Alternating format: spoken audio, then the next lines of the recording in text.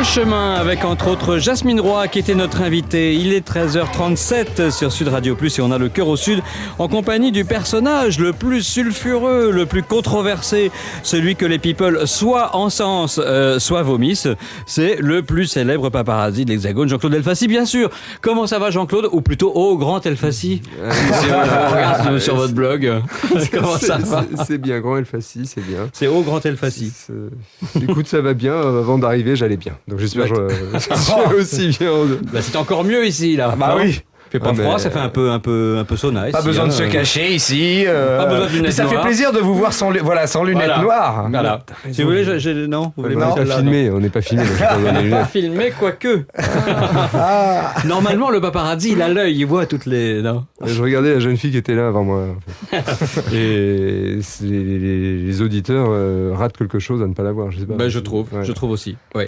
Alors, j'ai beaucoup aimé votre blog, annonçant votre venue aujourd'hui dans notre émission sur Sud Radio Plus. Et vous finissez, les porcinettes vont se faire découenner. J'adore, mais qu'est-ce que vous entendez par les porcinettes vont se faire découenner? Alors, en ce moment, les porcinettes, pour moi, c'est pas nous, hein. On n'est pas porcinettes.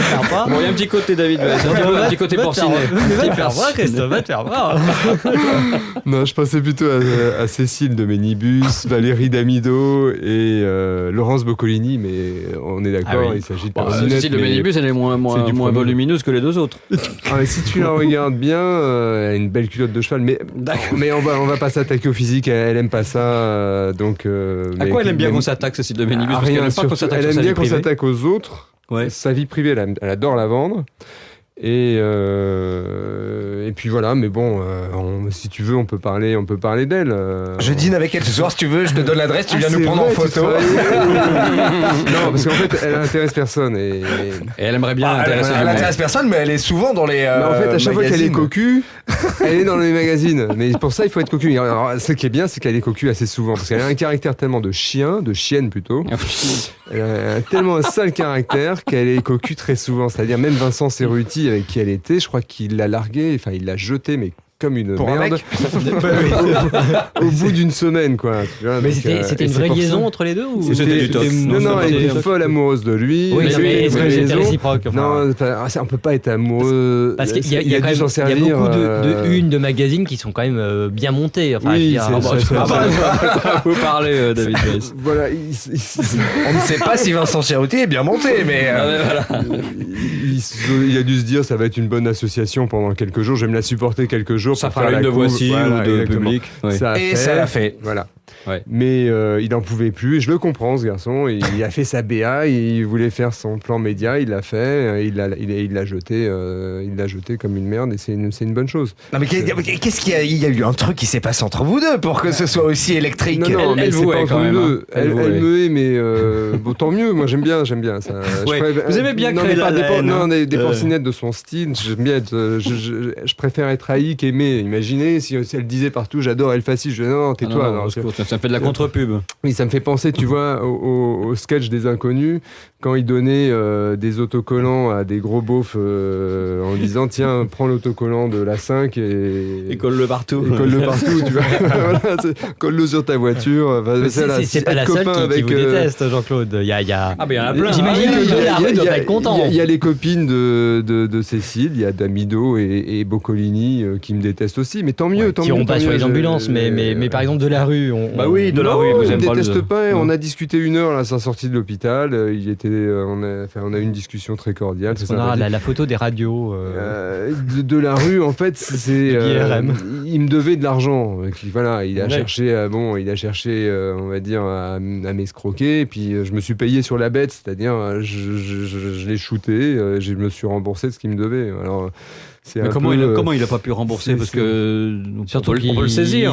Mais c'est comme ça. Je sais pas. Il avait pas envie de payer. Il roule sur l'or, mais voilà, il avait pas envie de payer. C'est comme ça, une petite mesquinerie. Voilà. Mais c'est très souvent chez les people, ils sont un peu mesquins. Oui, voilà. Quels sont les people les plus calculateurs? Parce que là, on parle de Jean-Luc Delarue. C'est vrai qu'on le voit. Quand il se passe un truc. Il y a eu Giuseppe qui était quand même son grand pote. Oui. Non, vous étiez son coach. Ouais, au début. Mais là, je parlais vous avez dit, des non, vrais journalistes stars ou des vrais oui, stars. ouais. Comédiens. Quand on parle de la rue, quand même, c'est quand même un vrai journaliste, quoi. Donc, j'ai l'impression que dès que ça va mal dans sa carrière, paf, hop, on le voit avec un petit bébé dans les bras, avec sa femme, hop, d'un seul coup, tout va bien. Comme Sarkozy. Non, il faut dire ce qui est. Jean-Luc Delarue est très très fort au niveau communication. C'est certain que maintenant, c'est ce que je disais sur mon blog, si vous lui achetez un bisou... Faut lui acheter un bisou. Acheter un bisou, quoi. voilà, il vous file une photo de son cancer en prime, ou enfin bon, tu vois, Ah oui. voilà, c'est. Ça veut dire qu'il y a eu monnayage entre. Non, enfin, c'est de l'humour. En fait, oui, il se sert un peu de sa maladie, que bon, je la souhaite à personne, à vrai dire. Oui, bien sûr. Mais pour faire de la communication. Mais vous qui avez le dossier médical, c'est vrai. Enfin, voilà. À vrai dire, j'ai le dossier médical. Tous ceux qui ont dit ça, j'aurais fait un procès, mais tu peux y aller. Non, mais si tu veux, tu peux même me parce que c'est dire écrit, que c'est j'ai écrit. volé, puis je vais te faire un procès d'orgueil. Comme ça, je partirai en vacances sur ton dos. On peut y aller. Parce que moi, j'essaie de voir un peu comment ça se passe, ce métier, parce que c'est vrai que tout le monde l'a dit. Donc, Bon, qu'est-ce qui s'est passé ? Allez, Jean-Claude, personne nous écoute. Dis-nous tout. Bon, alors, puisqu'on est entre nous, Voilà. Puisqu'on est entre nous, je vais vous dire ce qui s'est réellement passé. Je suis allé planquer 2 jours, un week-end, parce que j'avais eu effectivement vent que la maladie de Delarue était un peu plus grave et qu'il était soigné en oncologie. Donc oncologie, qui dit oncologie dit cancer. Donc je suis allé le week-end faire des photos à la buvette de la copine de Jean-Luc et de ses parents, où ils étaient ensemble en train de boire un verre à la buvette. Voilà, ça s'est arrêté là. Est-ce que, juste avant de continuer, est-ce que ça se juste passe avant la pub, parce comme... qu'il faut regarder pour après la pub, sinon. Ah bah, tu nous répondras juste après. Est-ce que ça se passe comme dans le film Paparazzi, c'est-à-dire tu te mets une blouse blanche, tu caches l'appareil, l'objectif dans le fauteuil roulant et clac, clac, clac, discrètement ? Eh ben, je te le dirai après la Ah pub. bah Eh ben, voilà. tout de suite après la pub. Sud Radio Plus. Le cœur au sud. Et nous avons toujours le cœur au sud en compagnie de Jean-Claude Elfassi. Vous en avez emmerdé du monde. Non, hein, stop, on attendait la mais la réponse. réponse. Alors, on repose la question. Alors, comme il est allé prendre en photo à la buvette de l'hôpital, je Oui, demandais... l'affaire de la rue. Voilà, l'affaire de la rue, je demandais donc à Jean-Claude Elfassi si, comme dans le film Paparazzi avec Vincent Lindon, il se déguisait Et avec Tim Seat. la petite... Et Tim Seat, avec la petit blouse cœur de Tim Seat, blanche. Avec la blouse blanche et hop, en docteur, quoi. Est-ce que tu te déguises en docteur pour aller dans un hôpital ? Ça m'est arrivé, mais cette fois-ci non. Mais ça m'est arrivé, effectivement, j'ai tout un tas de déguisements dans le coffre de ma voiture. Il joue au docteur régulièrement. Donc. Mais pour un truc comme ça, une buvette, tu y vas... En livreur de boissons. Non, tu y vas en sniper, tu vois. Tu sais, bon, ils sont à la buvette, t'arrives la photo, elle est faite en 10 secondes. Quoi. Ah ouais. Mais votre portrait doit être placardé dans tous les couloirs, sur tous les une murs. perruque. Non, parce que c'était vitré, tu pouvais du jardin. Voilà, du jardin, tu pouvais shooter de l'extérieur, t'as pas besoin de rentrer. Donc je l'ai fait du jardin en pleine nuit, ils me voyaient pas. Voilà, c'était d'une facilité déconcertante. Et il n'y a pas eu d'envie, par exemple, d'aller à la clinique de la Muette au moment où Carla allait accoucher, non? Non, parce qu'il y avait déjà 300 personnes. Déjà, la clinique de la Muette est toute petite, c'est vraiment minuscule. Et puis, tu avais déjà 300 personnes en face. Il y a eu plein de photos qui ont été faites de leur sortie. Alors, il y en a des photographes qui ont eu l'oreille, d'autres le nez, les yeux, le menton. Donc, on pouvait en faire un puzzle. Il suffisait de rajouter, de prendre toutes les photos et de les mettre. Voilà, on pouvait en faire un puzzle. Quelle est la situation la plus cocasse ou la plus, en attente de prendre une photo ? C'est-à-dire, est-ce que ça vous est arrivé de vous cacher dans une église pour un mariage ? Dans le top 3, bah oui, par exemple, moi je pensais au mariage de Jamel, de Bouze. Ah oui, alors Jamel, là vous avez fait fort quand même. Oui, mais c'est d'autant plus drôle que j'avais effectivement annoncé que j'allais assister à son mariage. En plus, il nous fait son fantomas, je serai là. Donc il était très énervé et il avait promis qu'il me mettrait à poil s'il m'attrapait. Ah ouais. Et d'ailleurs, regardez qui rentre dans le studio. Et donc, bon, il fallait que je joue serré là, sur ce coup-là. Donc, la seule possibilité, c'était de grimper sur un mur qui était inaccessible pour les gros vigiles qui l'embauchent en général. Donc, j'étais sur une planque pendant 24 heures en haut d'un muret d'une dizaine de mètres. Et j'ai Camouflé, caché. Il aurait dû appeler les pompiers pour me descendre. Est-ce que vous faites comme les détectives privés, fouiller les poubelles pour savoir où se rendre à la personne que vous suivez? Non, maintenant, en fait, j'ai des informateurs partout, donc j'ai pas besoin des poubelles. Il suffit juste que je donne un coup de fil et je sais ce qu'il faut. Et est-ce que vous avez des acquaintances avec certains policiers, certains... Ouais, mais les policiers, c'est vraiment une super minorité des informations qu'on peut avoir. C'est genre 2%, 1%. Alors, en fait, ce qui m'apporte le plus d'informations, c'est mon blog, le L-Facile Scoop Blog. Et là, j'ai tous les informateurs de France. C'est-à-dire, comme au Canard enchaîné, vous avez plein de lettres, de messages anonymes, de lettres, de machins. Oui, anonymes, mais pas forcément anonymes, parce que les gens, en fait, me contactent pour vendre leurs infos. Donc, j'ai pratiquement 95% de mes infos qui proviennent de mon blog. D'ailleurs, ça se passe comment quand on veut vous vendre une info? Alors, qu'est-ce qu'on fait? On vous écrit, on vous appelle? Ça se dit comment? Ça coûte combien? Il y a la L-Facile School maintenant qui forme les paparazzi. Alors, oui, alors ça, c'est un projet. On en reviendra ça après. Peut être sympa. C'est un projet d'une télé-réalité que j'ai écrite et qui est en conception chez Fremantle. Donc, c'est un projet. Voilà. Mais la L-Facile Academy. Voilà, en gros. Alors, combien ça coûte une info qu'on vous vend? Tout dépend de l'info. La gueule de l'info. Voilà. Et puis la gueule de celui qui est. Parce que si la personne n'y connaît pas, vous l'arnaquez. Imaginez une info sur Bernard Ménez, tout le monde s'en fout. Non, parce qu'en fait. Et encore. J'ai une réputation. Et puis, si je peux pas me griller, tu vois, en cherchant à grappiller, tu vois, je gère beaucoup d'argent, je peux pas me griller en grappillant quelques centaines ou quelques milliers d'euros à quelqu'un, et après qui me fasse une mauvaise réputation. Donc, je suis transparent. Vous la faites vous-même, votre mauvaise réputation. Non, mais au niveau business, j'ai une très bonne réputation. Par exemple, quelqu'un qui vous donne l'adresse perso de, je sais pas moi, Vincent Cerutti, voilà, l'animateur de TF1. Et on vous file son adresse perso. Ça coûte combien? Rien, à mon avis, là, il n'y a rien. En règle générale, les adresses, effectivement, j'ai des informateurs spécialisés qui me donnent toutes les adresses possibles et imaginables. En l'occurrence, Vincent Cerutti. Est-ce que ça vaut Jamel grand-chose? Debbouze, il habite l'île Saint-Louis. Ça vous intéresse?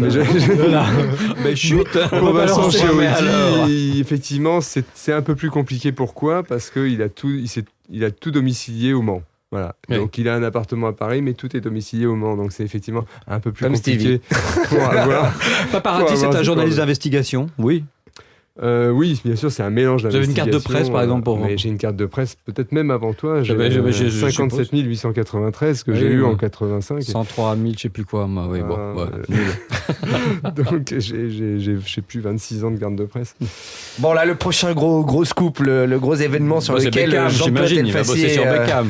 Alors, Beckham, j'ai travaillé dessus. Si j'arrive à obtenir une exclusivité, mais ce qui n'est pas sûr, sachant que Beckham est un produit de communication pour le PSG et apparemment ils vont ils vont vous les filer, ils vont nous exhiber. Ils habitent là. Ouais. Alors voilà, alors on va avoir du Beckham on bouffe du Beckham toutes les sauces. Donc, puisque paraît-il, il va faire même un défilé sur les Champs-Élysées. C'est du lourd, ça va être du lourd. Bah écoute, je comprends pas. Rien à cacher. C'est un héros de la nation. Beckham arrive. Il faut bien sauver le PSG. Mais je sais pas, j'ai pas compris le concept. Personne n'a compris. Bon. Ça va juste nous coûter 800 000 euros par mois. Voilà, je crois. C'est ça, c'est son salaire. Ouais. Donc à part Beckham, alors, c'est quoi les plus gros coups, les prochains gros coups? Écoute, les prochains gros coups, à vrai dire, les prochains gros coups, je peux pas te les dire. Parce que ça, on lui faut un RC. Voilà, mes victimes, après, vont se méfier. Et puis, je risque d'avoir de la concurrence. Mais on va dire que dans un futur proche, mon plus gros coup, c'est de partir en vacances jusqu'au mois de mai. Donc, les people peuvent... Parce que à côté de l'activité de photographe, il y a l'activité de coach.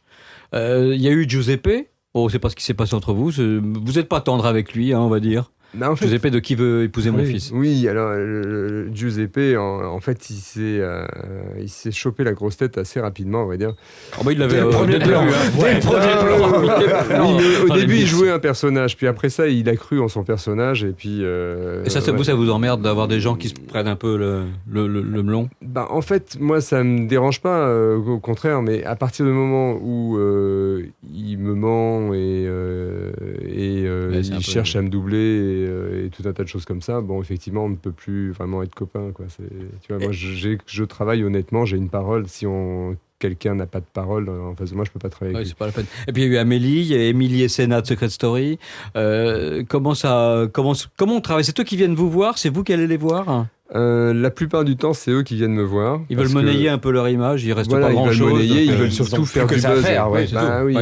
Ils veulent surtout faire du buzz, parce que tu remarqueras que, par exemple, cette année, je me suis pas vraiment beaucoup, même pratiquement pas occupé. Je me suis occupé que de 3 candidats de Secret Story, parce qu'ils étaient vraiment catastrophique. Je crois que c'était le plus mauvais casting qu'on a jamais vu.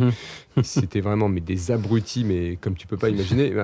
Le public ne s'y est pas trompé, puisque une semaine après leur sortie, on n'entendait plus parler d'eux. Alors que ceux avec lesquels j'ai travaillé jusqu'à maintenant, regarde Émilie, par exemple, demain, elle fait encore la couve de public.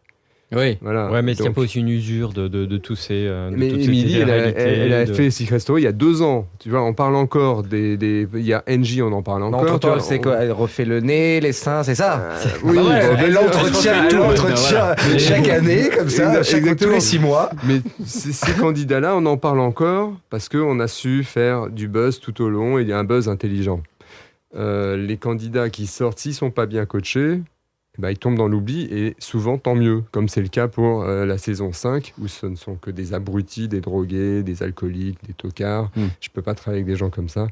Donc tant mieux qu'ils retombent dans l'oubli, qu'on n'en parle jamais plus. C'est la meilleure chose qu'on puisse avoir, et c'est pas vraiment un exemple pour... Benoît de l'année dernière, je crois que vous voulez pas travailler avec lui non plus. Benoît de Josiane et Germaine. À vrai dire, c'est pas que je peux pas travailler. Jacqueline et Yvette. C'est pas mon truc, quoi. C'est leur vulgaire. Il était très con. Très con, vulgaire. Enfin, je sais pas, bête à outrance. C'est pas un jeu, dans son cas, c'était vraiment ça. Voilà, et en fait, ok, ils sont homos, mais on n'a pas besoin de nous le balancer à la face. Leur côté folle. Voilà, il y a des centaines de gens qui sont homos sans nous le balancer comme ça, et le porter comme un étendard. Enfin voilà, heureusement qu'ils ne sont pas tous homos comme Benoît, parce que ce serait la gay pride toute l'année, quoi. Les politiques, vous y touchez pas trop, hein? En fait, c'est pas que j'y touche pas trop. Vous avez peur de contrôle fiscal? J'en ai tous les ans. Quand vous retrouve suicidé de 3 coups de carabine dans le dos. Dans les contrôles fiscaux, j'ai eu mon lot, j'ai tout ce qu'il faut. Donc voilà, maintenant, je cherche même plus à les contester. J'ai contesté pendant des années. Mais pourquoi ça paye pas? C'est un problème d'éthique? Parce que ça pourrait intéresser. Les hommes politiques. Une liaison. Non, mais moi, je veux bien les faire, ça me dérange absolument pas. Je l'avais fait déjà, Strauss-Kahn, il y a 10 ans. Mais personne n'en a voulu.